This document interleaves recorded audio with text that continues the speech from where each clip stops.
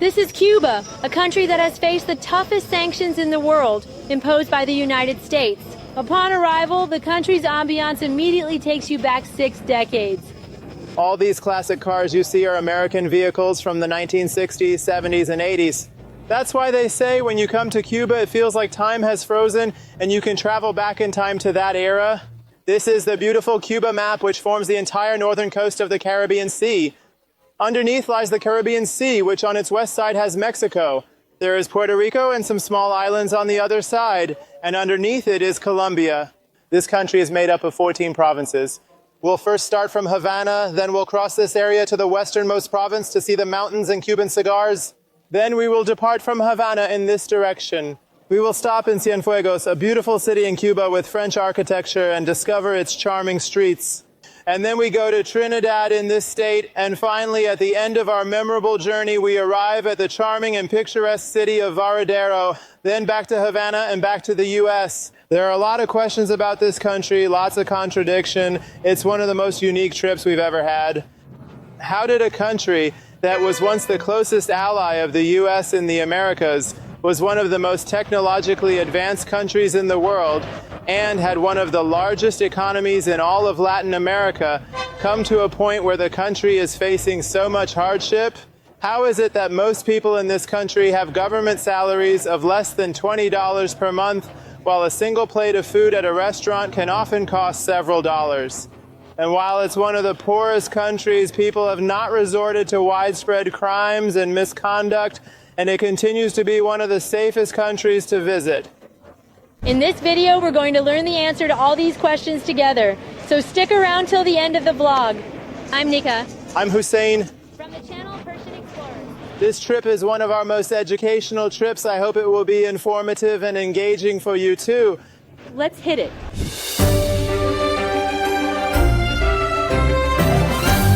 We have finally arrived in the stunningly beautiful country of Cuba. I'm very excited about it, but of course we're also going to be a little upset because of the current situation of the people. But I've heard it's one of the most beautiful countries in the world. Let it begin.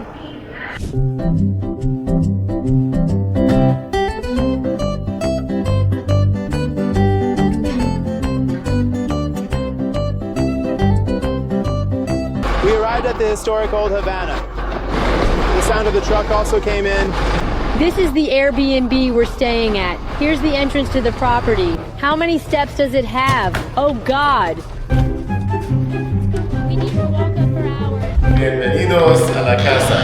Here they call all these accommodations that are rented from Airbnb casas, personal homes that have been converted into accommodations where people stay. In Cuba, it's very common to stay in these casas. Agreed. We all know that casa in Spanish means home, but in Cuba it's also specifically used to refer to these accommodations. This is a public gathering space in the casa where people from different rooms can get together and socialize. A balcony. Look how cute it is! Oh my god. Super charming. It's interesting to know that Americans, or those who live in the US, when they travel to Cuba, they are restricted to certain accommodations as per US regulations. Travelers living in the States are not allowed to stay in those luxurious 5-star resorts next to the ocean, because most of those expensive hotels in Cuba are controlled and managed by the government. So any services or products that directly benefit the Cuban government are disallowed by the US travel policies. That being said, we would still prefer to stay in casas even if these restrictions did not exist, because this way we can support the private economy.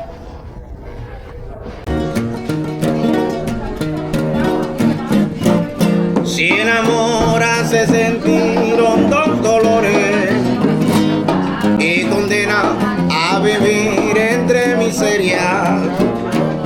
Yo te diera mi bien por tus amores, hasta la sangre que hierve en mis arterias, hasta la sangre que hierve en mis arterias.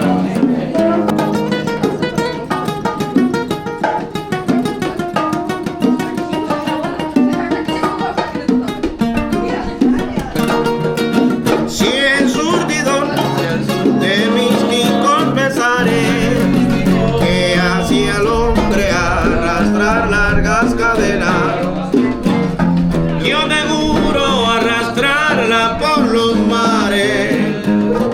infinito y negro de mis penas, infinito y negro de mis penas, infinito y negro de mis penas.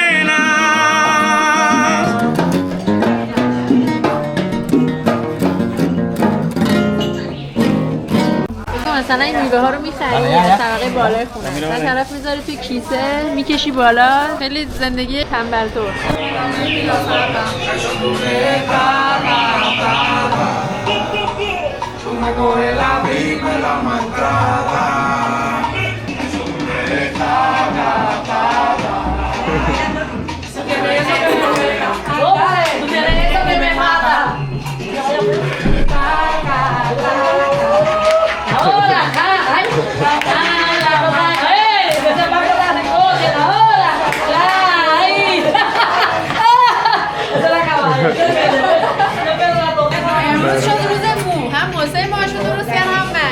It's truly an incredibly amazing experience to immerse yourself in the daily lives and culture of the wonderful Cubans.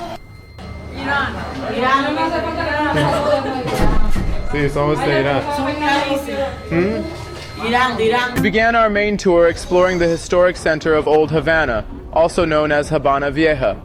Let's go and experience one of the unique main experiences offered at this location.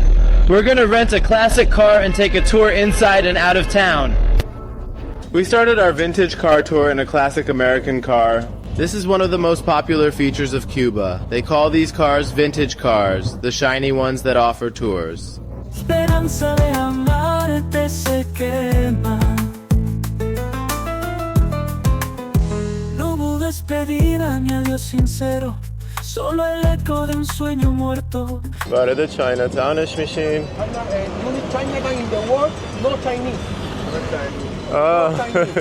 Callas terrenas en cada lamento oscuro, perdido vivo en tu ausencia. Cadenas de dolor que no se quiebran en tus ojos. He visto mi condena. Despedida ni adiós sincero. Cadenas de dolor que no se quiebran en tus ojos. He visto mi condena.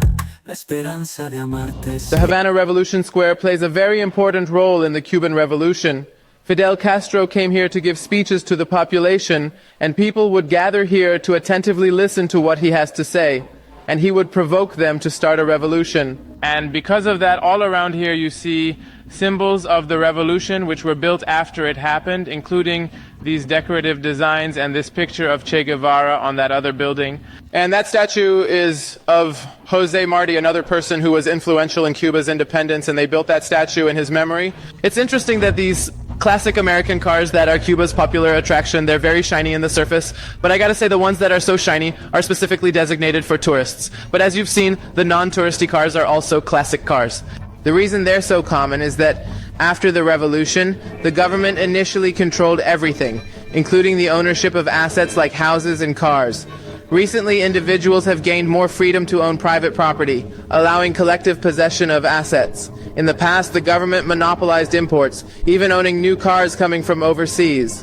Because of that, the privately owned cars were only the ones that remained in the hands of private owners since before the revolution, because the government didn't take those away from people. So people were faced with the challenge of preserving the cars they owned from before, repair them, and maintain them in order to be able to have private ownership. Of course, during those years, newer cars did occasionally get imported by the government for governmental purposes, but the personal cars were all from before that time, and these cars were primarily American cars from the pre-revolution era. That's why they say it seems Cuba is frozen in time and looks like US from 60 years ago. The place we just stopped by is called Bosque del Habana, a charming spot that translates to the Forest of Havana. Let's enjoy some rum in this picturesque setting.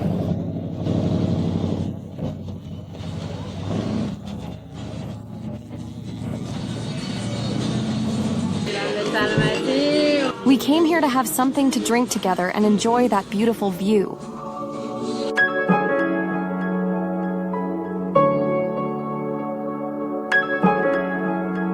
Now the car tour has ended. We entered a very local street. We can see a variety of local vendors selling unique items.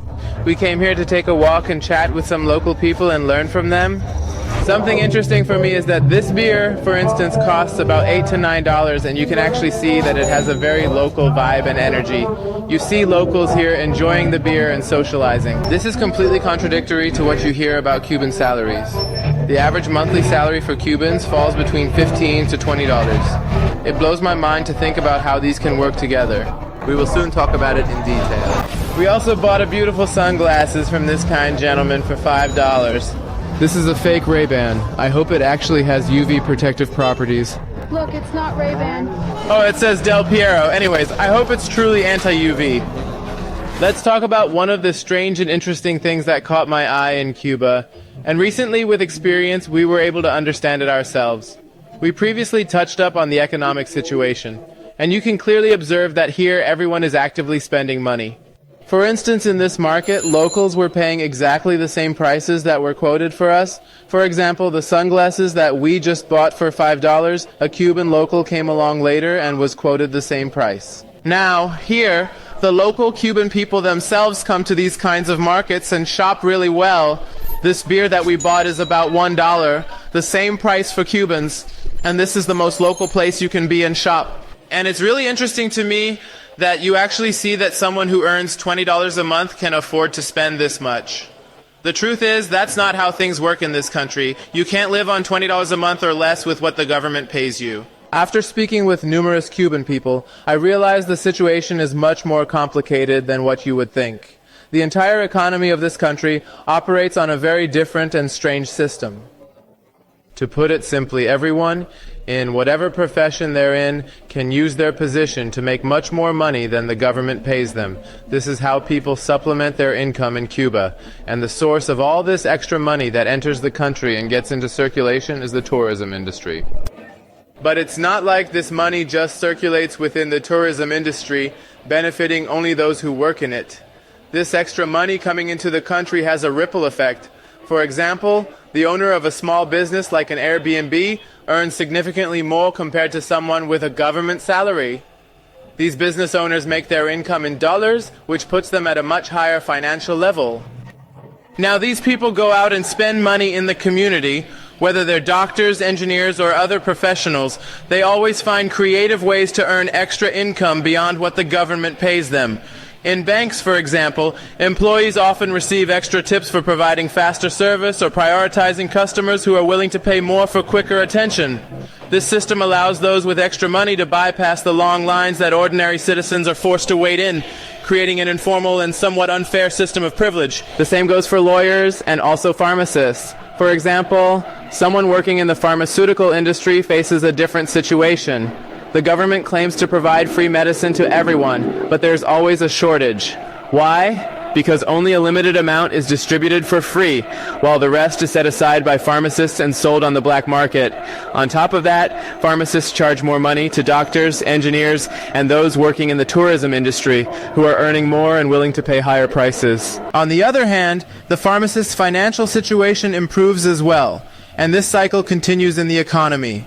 In other words, the money from tourism enters the country and becomes part of the economic cycle, allowing everyone to live much better than the $20 salary the government provides. The philosophy of communism is for the government to control the entire economy, ensuring centralized management of all resources and production, and provide equal share to everyone. However, the country is far from this idea. The government claims to be asserting full control over the economic cycle, but in reality, that's not the case at all. Unfortunately, because of this situation, everyone is forced to find a way to earn money beyond their government salary in order to make ends meet. However, many people don't have the necessary opportunities or resources to do so and are left stuck in poverty. This is why, despite some individuals managing to find their way and live more comfortably, many others remain trapped in extreme poverty, desperately struggling to find any means of earning extra money and improving their circumstances. The poverty line continues to rise higher each year, but it's still very volatile. One year poverty might be much worse, and the next you might see more people finding new ways to make money and slowly rebuilding their lives. It's a constant shift. As my Airbnb host says, You really can't understand what people go through until you've experienced that level of poverty yourself. Until you're in that situation, it's hard to grasp how creative people can get, finding innovative ways to earn money and improve their living conditions despite the challenges. I don't want to say that the situation in Cuba is great, but I really admire how resourceful and motivated people can be. It's incredible how much effort they put into creating a better life for themselves. I truly respect the people of Cuba, and I hope their conditions continue to improve over time. In this country, out of every 1,000 people, about 8 are doctors, roughly 1% of the population. There are also a lot of highly educated people here. Yet these doctors earn only about $20 a month. How is it possible for someone in that situation to stay motivated when they could work in the tourism industry, for example, and earn over $1,000 a month? The reason for this is that doctors in particular have a different situation. As I mentioned earlier, they can leverage their position and earn far more money than what the government provides. Furthermore, government employees here are given state-owned housing. So even if someone is earning only $20 a month, their rent might only be $2, $3. However, these government-provided homes have become quite limited. Anyone hoping to get one of these houses has to wait in long queues, as they are not just handed out easily. It's not as simple as saying the government is giving them free housing. Cuban doctors are famous worldwide. They often work in other countries on missions where they receive a portion of their salary, about 20% of their usual pay, while the rest goes to the government. Despite most of their earnings going back to the government, it's still an attractive opportunity for them. First, they don't have to pay additional taxes on the money they earn. Second, they make several times more than the average Cuban. This extra income becomes a significant asset for them, allowing them to invest in things like property or start businesses once they return to Cuba. Many doctors also take advantage of opportunities to migrate to other countries and even seek asylum, using their profession as a means to escape. Because of this, even though the salary is low, medicine remains a highly sought-after profession. Each profession in this country has its own unique characteristics that attract people, which is why not all professions have disappeared, leaving only the tourism industry. Those who are content with just their government salary face a situation where the Cuban government provides basic services. However, the poorer and lower income groups are forced to wait in long queues for hours, often dealing with chaos and frustration. In some cases, they don't even get what they need after all that time. These difficult conditions are a reality for many people, and for a large portion of society, this is something they experience daily. Overall, the economy is structured in such a way that some people benefit from it, while others are left behind.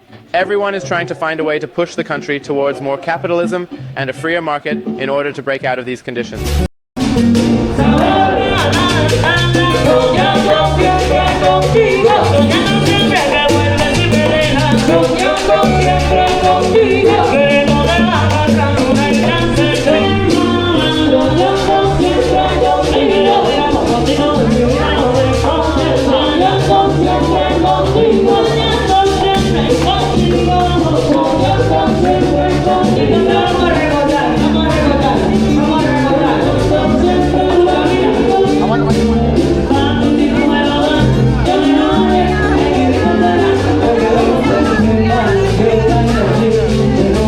Hola.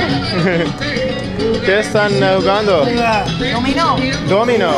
Oh. Dominó cubano. Domino cubano. Es diferente de domino de ¿Dónde otros. son ustedes? Where you from? De Irán.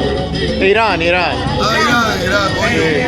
That's it. Now we've arrived at an old Spanish building that once served as a police station. I thought it would be a great place to start and take a moment to discuss the history of this country, so you can understand how it went from being one of the most advanced countries in the world. What was that? To truly understand how we arrived at the present day, let's take a step back in history. When the Spanish arrived, they discovered this island, just as they did with many other countries and regions throughout the Americas and South America. Before their arrival, the island was inhabited by indigenous people who lived their own thriving lives with unique cultures and traditions. This island was also one of the very first places where Christopher Columbus set foot upon reaching the Americas. In fact, his first landing was in Hispaniola, which is now split into the modern-day countries of the Dominican Republic and Haiti.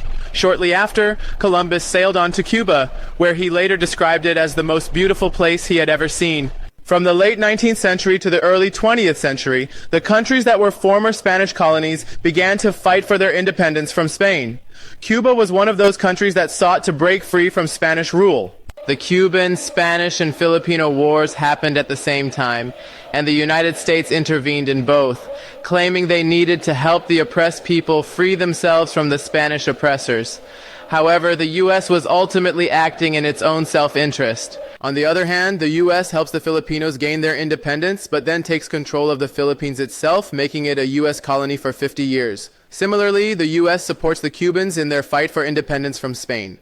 For over 50 years, Cuba was essentially under the influence and control of the United States. During this time, Cuba gradually became one of the most developed countries in the region, largely due to its close and strong ties with the U.S. The United States was Cuba's largest trading partner, and American tourists flocked to the island in large numbers, contributing significantly to its economy. Countless American investors also poured capital into Cuba, while the country became the largest sugar producer in the world.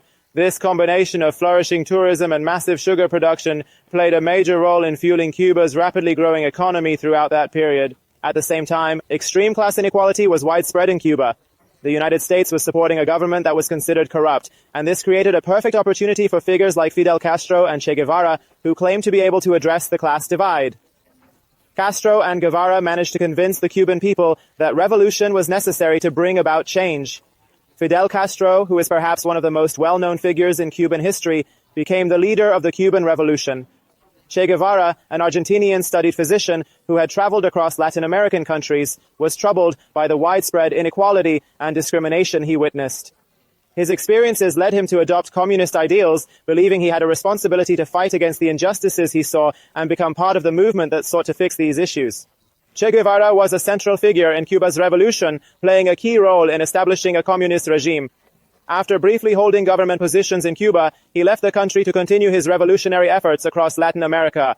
His actions led him to Bolivia, where he was captured by the military and executed at 39, marking the abrupt end of his mission to spread revolution throughout the region. Fidel Castro takes the Cuban economy in a communist direction, seizing American investments in the country. The sugar plantations and hotels built by Americans are nationalized and claimed as national assets. Castro argues that these resources, previously controlled by foreign entities, should belong to the Cuban people, rejecting the idea that Americans have the right to own such property in Cuba. This action marked a significant shift in Cuba's economic and political structure. Castro's government seizes American assets and tells the American investors they'll be compensated with state-issued bonds, claiming their value matches the seized assets. However, the U.S. disputes this, arguing the real value isn't reflected in these bonds. As a result, Cuba's relationship with America deteriorates, with the U.S. viewing Cuba as a communist state that has taken foreign investments and wealth, leading to significant tensions. This act creates a sharp divide, further fueling the political and economic rift between the two nations. After the Soviet Union steps in, they become Cuba's primary ally, offering significant financial and military support. The Soviet Union praises Castro for his defiance of the U.S. and backs Cuba with substantial aid. This assistance enables Cuba to experience a golden age of socialism where living conditions improve and the communist regime is sustained. The Soviet backing solidifies Cuba's place as a symbol of communist solidarity in the Western Hemisphere, especially during the Cold War period. The main issue came after the collapse of the Soviet Union, which had been a major source of support for Cuba. Without that backing, the system they had put in place began to falter. The economy and other aspects of society started to stagnate. In response, the Cuban government began to ease its grip, realizing that the previous approach wasn't working. The economy was opened up a little, allowing tourism to flourish, and the government began permitting private ownership and businesses to operate. Despite these changes, the shift has been incredibly slow, and the reforms are taking time to make a significant impact on the country's economic condition. When Fidel Castro could no longer govern, he passed the leadership to his brother, Raúl Castro. A few years after that, Fidel passed away. Raúl Castro, recognizing the need for change, began to implement significant reforms. One of his major actions was negotiating with President Obama to ease restrictions on Cuba, leading to a period where conditions started to improve under Obama's leadership. After Trump took office, he criticized Obama's attempts to negotiate with the Cuban government, arguing that there should be no concessions until the regime collapsed. Cuban Americans, particularly those in Florida, largely supported Trump, which led to Florida shifting from a Democrat to a Republican state. Trump, with this strong backing from the Cuban American community, felt obligated to take a tougher stance on Cuba, rolling back many of Obama's policies and emphasizing a more hardline approach. Trump's administration reinstated all the sanctions on Cuba, worsening the economic strain on the country. The difficulties weren't just caused by U.S. sanctions, but also by the communist system that the Cuban government had imposed. As I mentioned before, this system, while nominally communist, has become a complicated mix where people have managed to find ways around the restrictions, creating a more market-like capitalist economy within the limits of the system. Still, the reality is far from a true free market. Many people are excluded from these opportunities, and poverty remains rampant in Cuban society. The country continues to grapple with the consequences of this system, and it's uncertain what the future holds for Cuba as it continues to evolve. Let's go help out this person who's searching the trash can.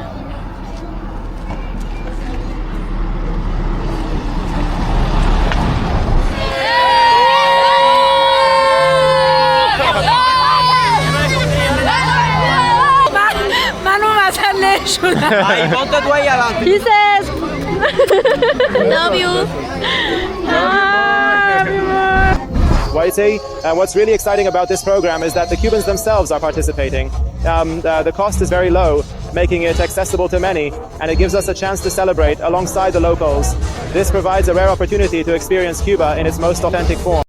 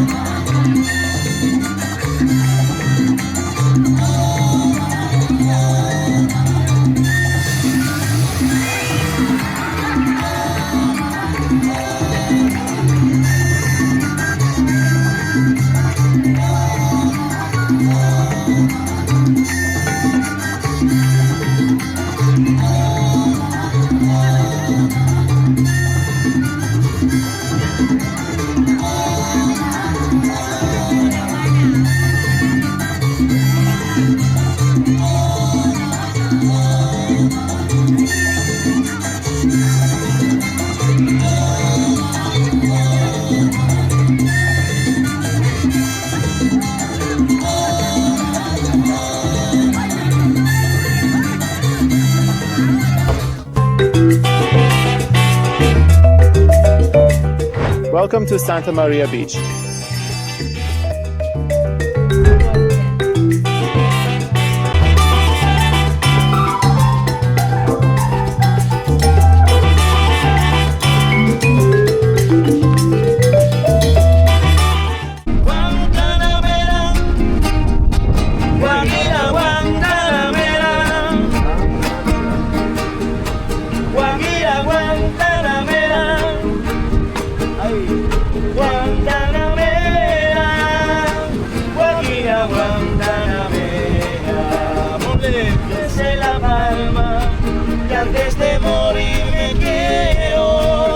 به سلامتی بینندگان عزیز.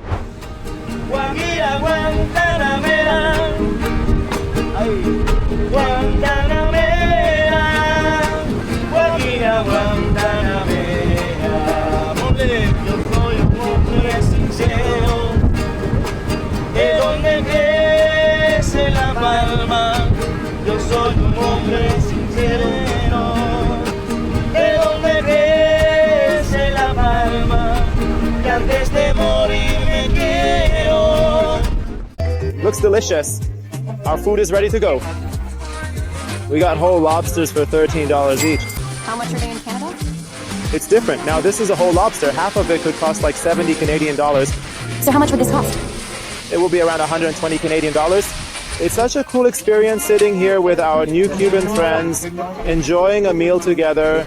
All of them are from Cuba and they're part of the same family. They came here to work and spend time hanging out. خیلی ازشون یاد گرفتیم. برعکس کوبایی. Hola, mucho gusto. We've had some pretty interesting discussions that I'm excited to tell you more about later. We picked a lovely restaurant in the heart of Old Havana to spend our last night here. The place is so lively and the energy of the area makes the evening even more enjoyable. Tomorrow we'll head to another part of the city to keep exploring. There's so much life and culture here and we're really soaking it all in before we move on.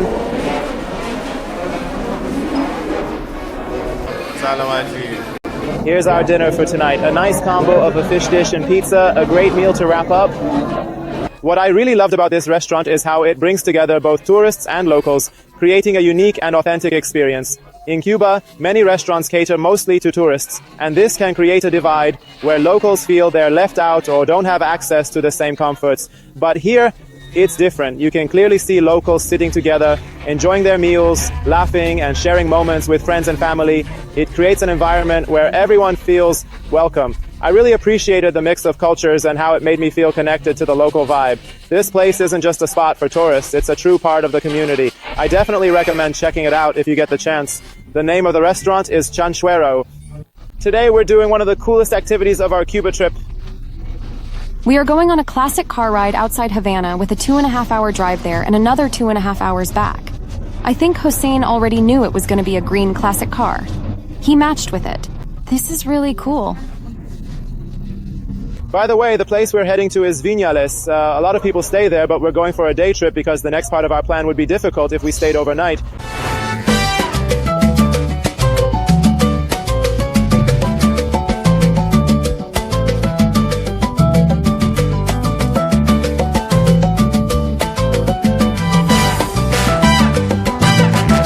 This place is referred to as the Prehistoric Wall, though it was actually painted in 1965.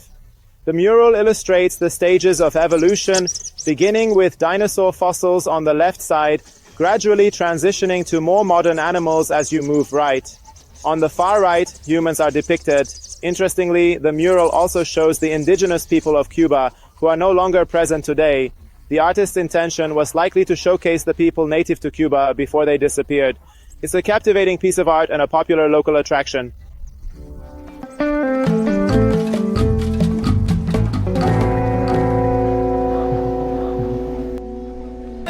Pero déjame decirte, morena, que no me voy a detener. Te lo digo carretero, hace algunos años, caramba, en esencia no salían los toreros. Although one of the dishes on the menu was lobster, but this time I had ropa vieja, the national dish of Cuba. The name ropa vieja literally means old clothes, which reflects how the meat is cooked slowly until it falls apart and becomes tender, shredded like old torn clothes. This dish is often served with rice and beans, making for a rich and satisfying meal that perfectly captures Cuban culinary tradition. We've just arrived at the main tobacco farm, where they produce the world-renowned Cuban cigars. We're about to see the whole process, how the tobacco leaves are harvested, how they're dried, and the intricate rolling technique used to create these famous cigars. Let's take a look at how it all comes together.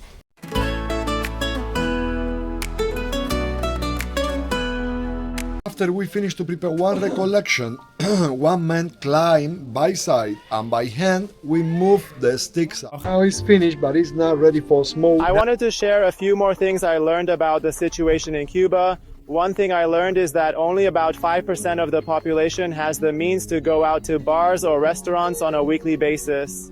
For the majority, these outings are reserved for special occasions such as birthdays or anniversaries. Over 90% of Cubans have never left the country, and many have not even ventured outside their own province. While they may seem happy on the surface, the reality is that life in Cuba can be very challenging. Despite the difficulties they face, many Cubans work hard to maintain a positive appearance, trying to stay cheerful even when their circumstances are far from easy. I was also interested in understanding the sentiments of Cubans towards the US sanctions and whether they believe in their efficacy. The sanctions have been in place for 60 years, mirroring the situation Iran is currently experiencing. These restrictions prevent companies that engage with the Cuban government from working with American firms, leading to economic hurdles. Despite enduring decades of sanctions, the Cuban government has managed to maintain its stability.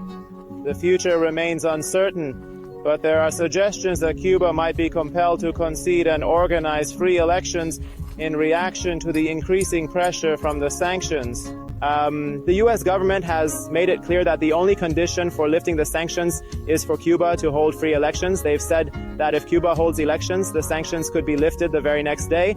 However, the Cuban leadership is reluctant to give up their control and dictatorship. Obama's approach to this was interesting. He proposed that trade with Cuba should be allowed, but only with private businesses, not with the Cuban government. This move led the Cuban government to focus on expanding private business opportunities in order to improve the country's economic situation.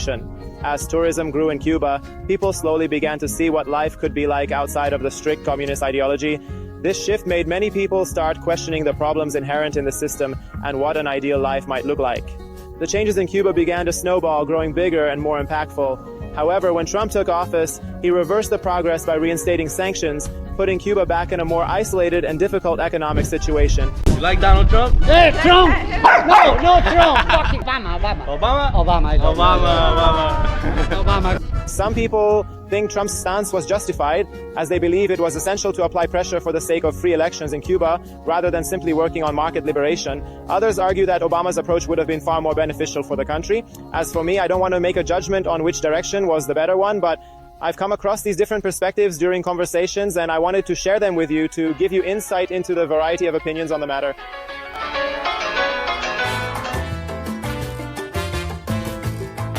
It's the 5th day of our time in Cuba. This morning we left Havana and are now driving east towards Cienfuegos in Trinidad, and we're making the journey in this car. The car isn't as good as the one we had yesterday, and the trip is longer, about 5 hours. Plus, our driver doesn't speak much English. We arrived at a truly local place with no tourists in sight. It was so authentic, we're gonna have a meal or pick up something light for breakfast. It feels very local. This car we're in is a 1949 Chevrolet. When we compare it to the car next to us, it's clear that it's much older. But as we know, there are also quite a few of these newer cars in Cuba, particularly in the last few years. Also, our driver is a real character. He's a bit quirky, but very entertaining. American car. He's our driver and guide.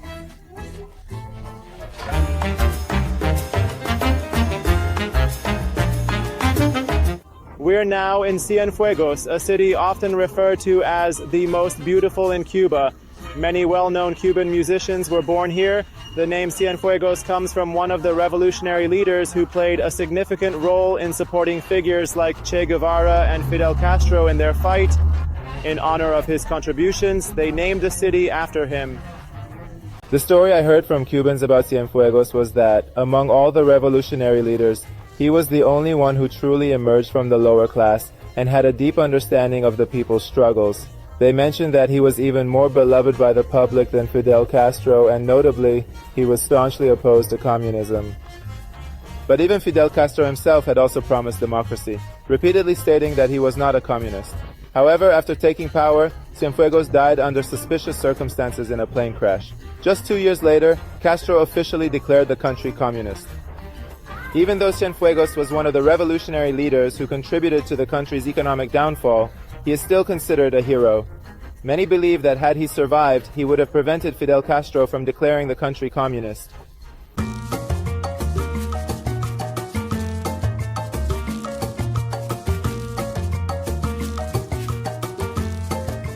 One of the most intriguing aspects of this city is that its architecture has a stronger French influence than Spanish, which is unusual for Cuba. While the country remained a Spanish colony until roughly 1900, this specific region saw an influx of French immigrants who took an active role in its construction and urban planning. As a result, the city's architectural style is noticeably different from that of other Cuban cities, giving it a unique character. Here we are in the city's central square. Across from us you can see the main church, which serves as the city's most significant cathedral. Just nearby you'll also find the National Theater, making this square an important cultural and historical hub of the city.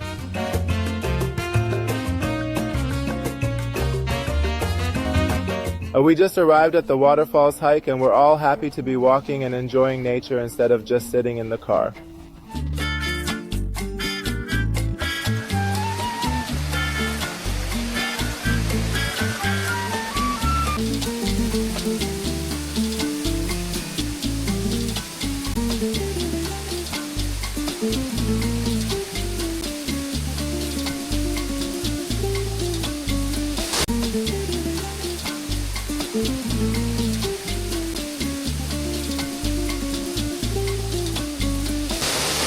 That was the most refreshing experience ever. A Caribbean waterfall in the largest Caribbean island. This is the ultimate experience.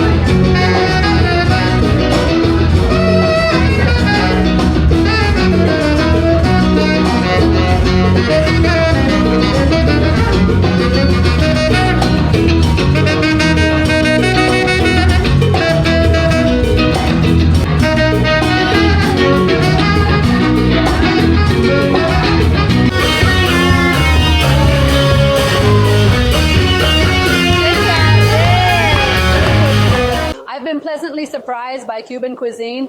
Every restaurant we've eaten at so far has served really delicious food.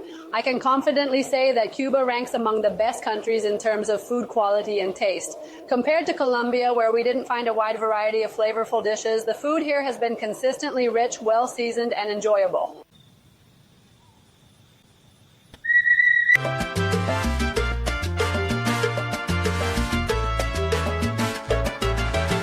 Our first stop is a viewpoint overlooking the beautiful sugarcane plantations. The city of Trinidad is best known for these fields, which played a crucial role in its economic rise during the 19th and 20th centuries. During that time, sugar was Cuba's most important export, and for a period the country held the title of the world's largest sugar exporter. In addition to sugar, Cuba is also known for its rum, which is derived from sugarcane. Both sugar and rum production remain closely connected to these plantations, making them a key part of Cuba's agricultural and economic history. During the 1910s and 1920s, after the U.S. helped Cuba gain independence from Spain, it became the country's main economic partner, particularly in the sugar industry.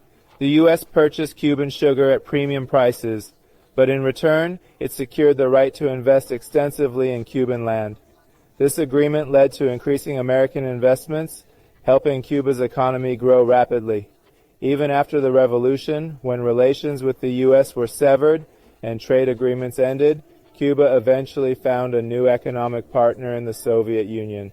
A few decades later, the Soviets struck a similar deal with Cuba, buying sugar at high prices and making significant financial investments in the country. This arrangement allowed Cuba to withstand U.S. sanctions and maintain relative economic stability. However, once the Soviet Union collapsed, Cuba lost its most crucial economic supporter, leading to a severe downturn that had lasting consequences for the country. What's fascinating is that the whole history of Cuba, especially its economic development, can be traced back to these sugar plantations we're seeing now. We've now reached the sugarcane plantation, which was once the central hub for sugar production near the city of Trinidad. We're going to take a tour to learn how sugarcane was processed, and we'll also have the opportunity to taste freshly pressed sugarcane juice. It's now a museum, and we're about to explore the entire production process together. Here's the sugarcane from the plantation. Here we have the opportunity to try the process of extracting juice from sugarcane ourselves.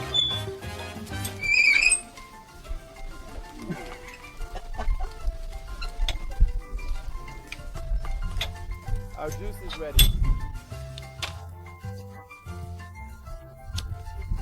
Look how it's looking at us.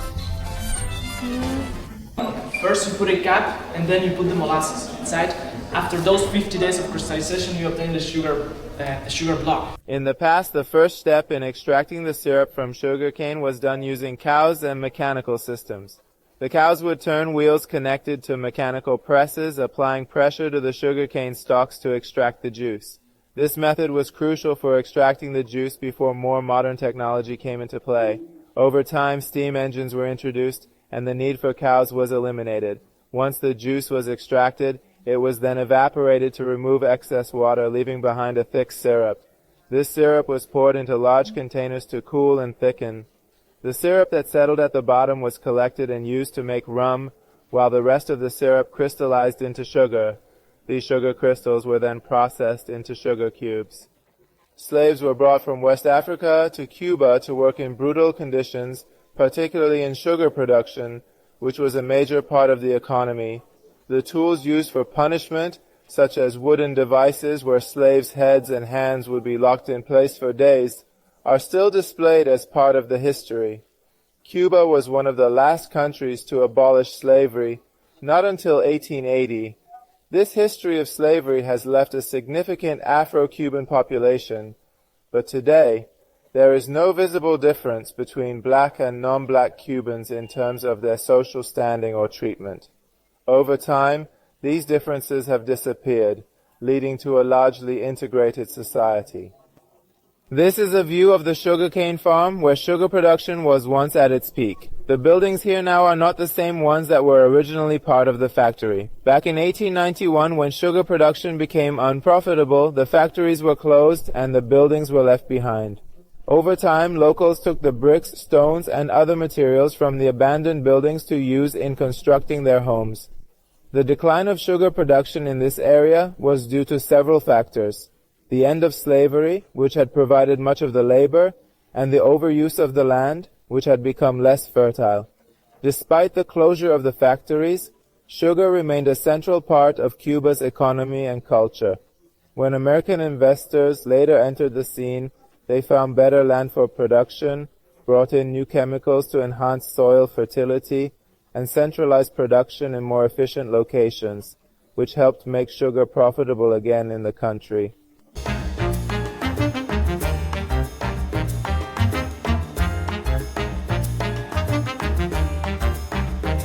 Welcome to the Caribbean Sea, one of the most iconic features of Cuba. The beach you saw earlier was located in northern Cuba, which is actually part of the Atlantic Ocean, not the Caribbean. Now, we've shifted to the Caribbean Sea. If you continue heading south from here, you'll eventually reach Panama, Colombia, Costa Rica, and other countries that are all part of this beautiful region. Here you see Hossein getting ready for push-ups. 1, 2, 3, 4.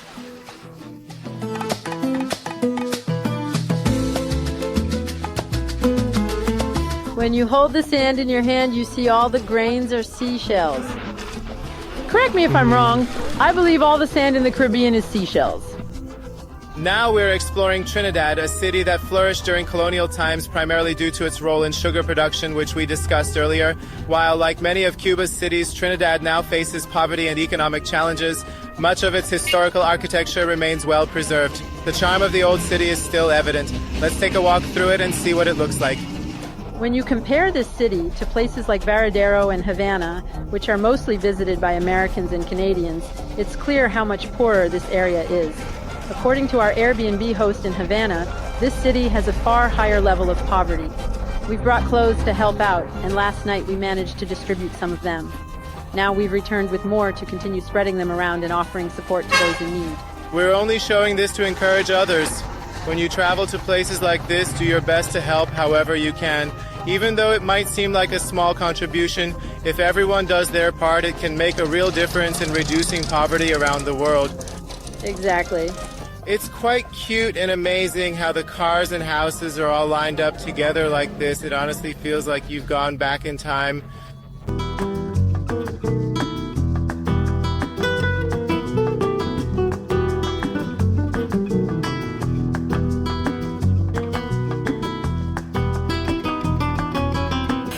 خمیر دندون مسواک میخواد. اوکی عزیزم. یه هزاری هم بهش بدم دیگه. آره خیلی گناه داره.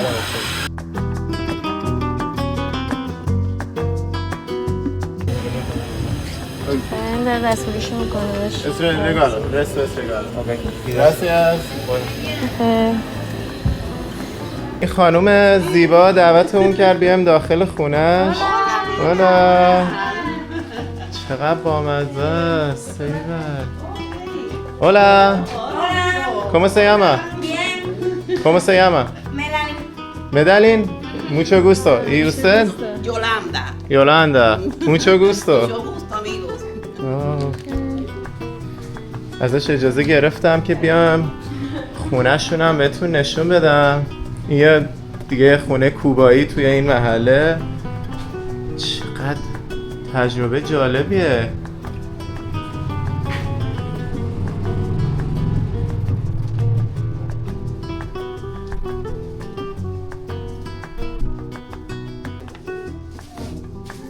Gracias, amigo. Gracias por invitarnos en su casa. Ay, gracias, no hay problema, amigo. Son muy bonitas. Igualmente, ¿nacionalidad? No más, por Ah, dirá. País fuerte. Fuerte país.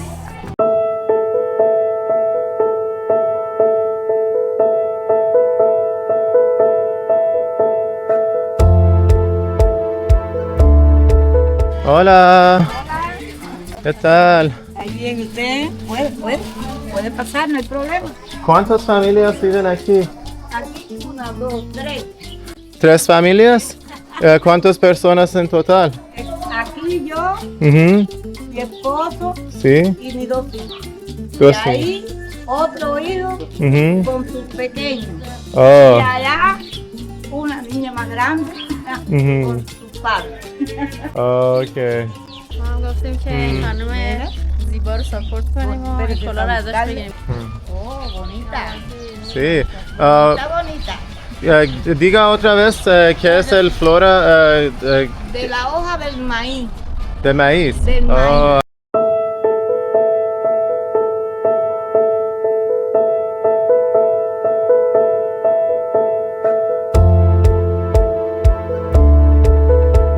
Es bonita. Es linda porque es mi casa. Lo que ahora no tenemos luz. No, Oh, برقا رفته. Voy corriendo.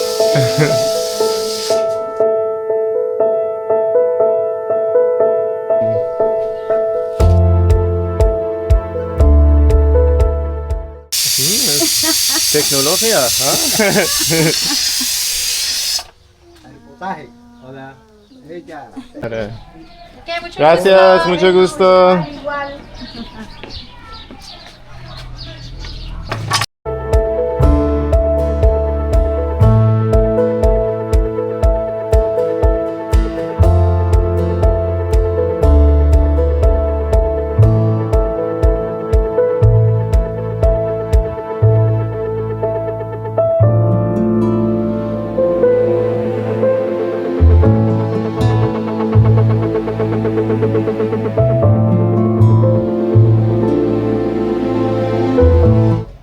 One thing that really stands out to me is how people in Cuba frequently step outside their homes, either standing or sitting in front, just chatting with each other. It's deeply embedded in their culture, and it's one of the few ways they find joy.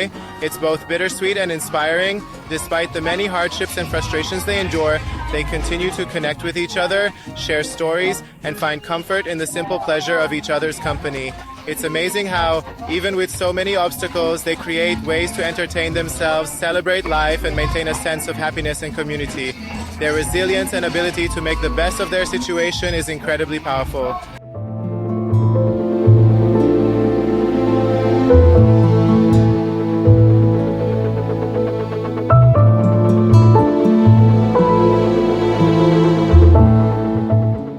¿Te gusta el fútbol? ¿Quiere jugar en equipo nacional de Cuba? Ojalá. ¿Cómo se llama? ¿El equipo nacional? Sí. Trinidad. No, ¿cómo te llamas? Ronaldo. Ronaldo. ¿Ronaldo es su nombre? Sí. ¿Su nombre en realidad? Sí. Oh, ¿va a ser Cristiano Ronaldo un día?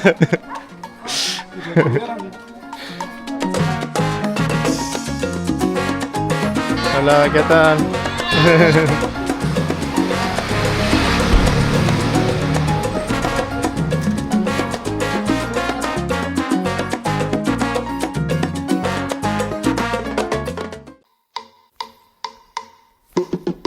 For the last 2 days, we decided to experience a different side of Cuba, so we headed to Varadero, which is known as the most touristy and luxurious area of the country. It's a narrow strip of land along the coast. To get there from Trinidad, we took a taxi, and this time we opted for a newer model with air conditioning, making the journey much more comfortable and reducing the fatigue from the long drive.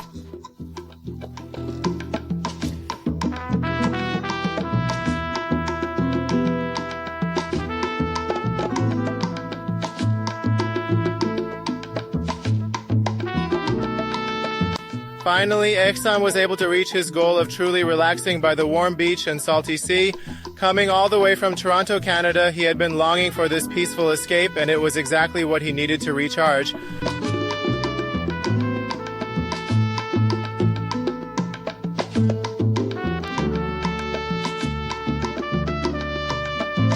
What part of her is she filming exactly? In contrast to the typical tourist experience, especially for Canadians who usually stay in 5-star resorts in Varadero and only focus on the beach and surrounding environment, we decided to stay in a local guest house. Our aim was to truly experience the different facets of the city, from its culture to its businesses, and to support local and non-governmental enterprises. Of course, in Varadero, the majority of businesses are a mix, being semi-local and semi-touristic at best.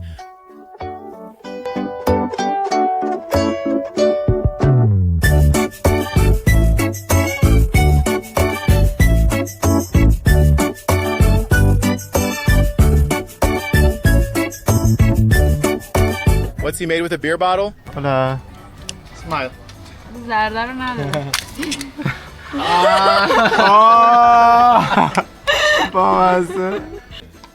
We bought our drinks at non-governmental stores and dined out at private restaurants.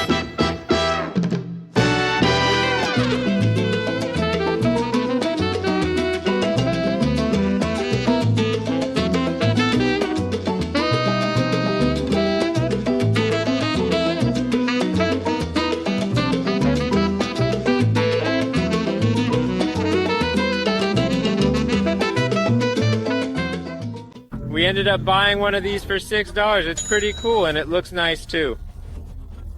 This item is quite versatile. It can serve as an ashtray, a candle holder, a little bowl, or even a drinking cup if you want.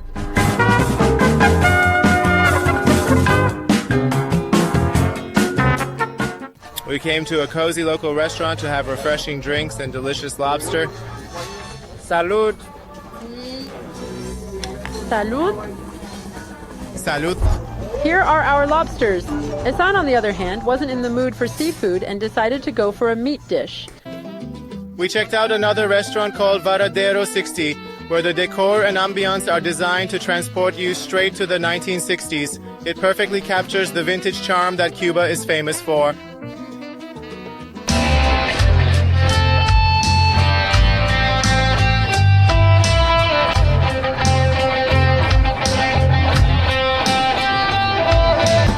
We ordered some espresso drinks and a local drink called daiquiri, the salamati.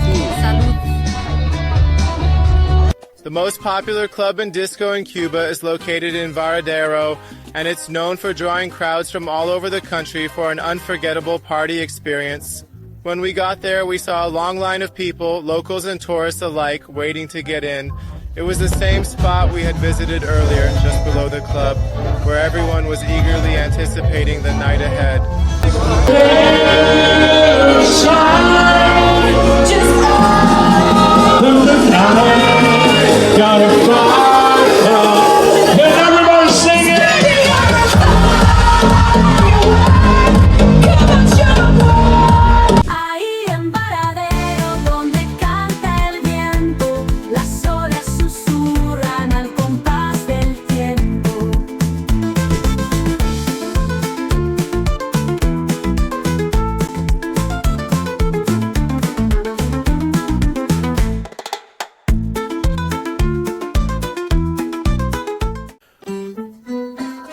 On our second day, we had lobster pizza, which was quite unique. To get to the restaurant, we took a horse-drawn carriage taxi, which is a popular way to travel around the city. Aside from the food and beach activities, we also decided to take a tour in a classic car. The first ride was in a 1957 Ford Fairlane, and we explored the more luxurious parts of Varadero, especially the luxurious eastern section of the peninsula.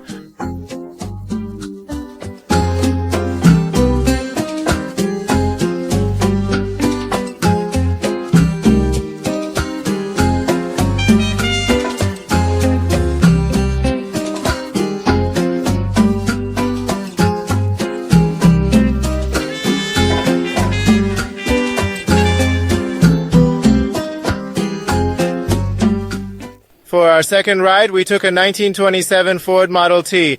This time, Ehsan didn't join us so he could take more time to relax by the beach. We truly felt like we were transported back to the 1920s with that vintage experience.